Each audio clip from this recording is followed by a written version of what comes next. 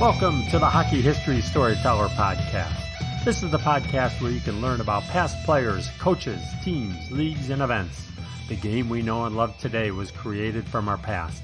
I'm your host, hockey player and fan, Andy Courtwright. Episode 19, Andy Bathgate, Skilled Superstar. As a kid, I knew of Andy Bathgate as a Pittsburgh Penguin, probably because I had his hockey card. Throughout my hockey fandom, I continued to hear his name and knew there must have been more to his career than that as an aging Penguin.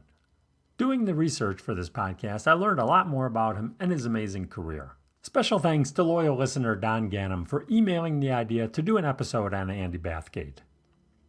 Andy Bathgate was born in Winnipeg, Manitoba, Canada in 1932. He passed away in 2016 due to complications from Parkinson's and Alzheimer's disease. The sturdy right winger was a skilled player known for his powerful and accurate shot, a slick skater and stick handler, and playmaker. He played junior hockey in Guelph of the Ontario Hockey Association and, despite a serious knee injury, won a Memorial Cup in 1952. Andy scored 349 career NHL goals along with 624 assists in 1,069 games. Even though he was quite an athlete, he thought of himself more as an entertainer. Bathgate's professional career started in New York with the Rangers in 1952. He spent a couple of seasons bouncing between the Major League Club and the minors. In his first full season on Broadway, he scored 20 goals and added 20 assists. From there, his career really took off. He led the Rangers in scoring 8 straight seasons, finished third in the NHL in 1957-58 with 78 points, had a career-high 88 points in his Hart Trophy 1959 season, and tied Bobby Hull for the league lead in 1961-62. But Hull won the Ross Trophy because he had more goals than Andy. You might remember in Episode 2 where I said Stan Mikita invented the curved blade? Well, that's true. However, earlier in the 60s, Andy Bathgate experimented with twisting the blade to get the puck to rise and dip. The 1959-60 season proved to be a somewhat controversial season for Bathgate. Early in the season, in a game against the Montreal Canadiens, Jacques Plante poke-checked Andy as he was coming in on net. Bathgate went flying into the boards and cut his ear and face. Andy thought it could have ended in a far worse injury and later told Plante he thought it could have ended his career.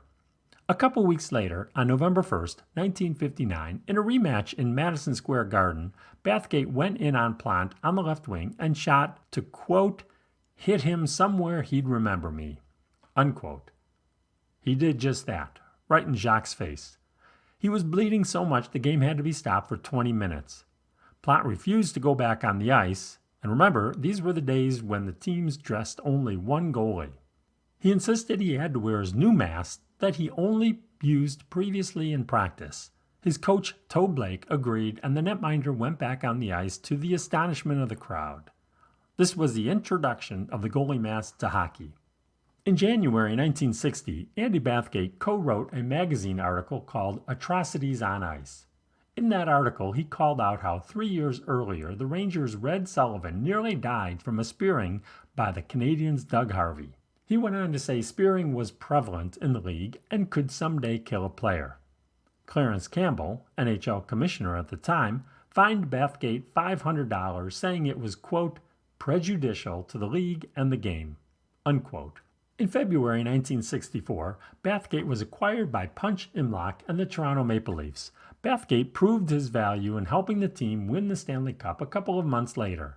His time in Toronto ended the following season when he was traded again, this time to the Detroit Red Wings. He spent 2 seasons in the Motor City before being left exposed for the big expansion draft of 1967. He was chosen in the 19th round, 112th overall, by the Pittsburgh Penguins. There, he scored the first ever goal in franchise history in a 2-1 loss to Montreal. A week later, he scored his 6th and final hat trick of his career in a game against the Minnesota North Stars. He also led the Penguins in scoring that first season. Andy spent 2 years in the minors before finishing his NHL career in 1970-71 with Pittsburgh. His professional career was not over, though.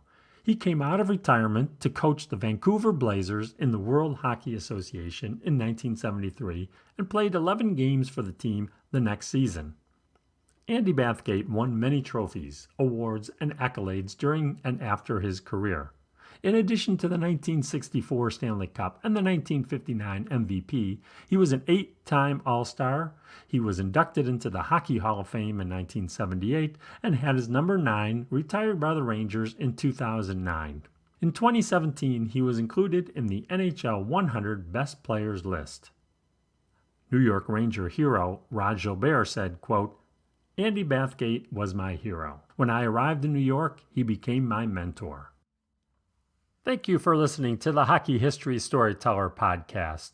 Please rate, review, and subscribe on Apple Podcasts, Spotify, Google Podcasts, Stitcher, or your favorite podcast platform. Also, please share with your hockey pals. Feel free to leave a comment or email ideas for future episodes to me at hockeystoryteller@gmail.com. I'm on Twitter at hockeystorytell, Instagram hockeystoryteller, and Facebook, also Hockey Storyteller.